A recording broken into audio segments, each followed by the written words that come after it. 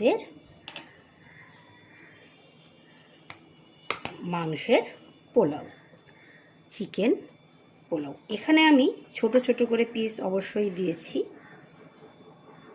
হ্যাঁ, আপনারা চাইলে আর একটু বড় পিসও দিতে পারেন, কিন্তু আমি ছোট পিসটা দিয়েছি কারণ এখানে মশলায় আর চালে পুরো ব্যাপারটা বেশ মাখো মাখো হবে, এই জন্যই আমি কিন্তু ছোট পিসটা ব্যবহার করেছি মাংসের।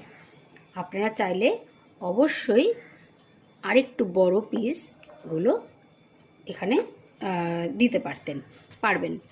ঠিক আছে?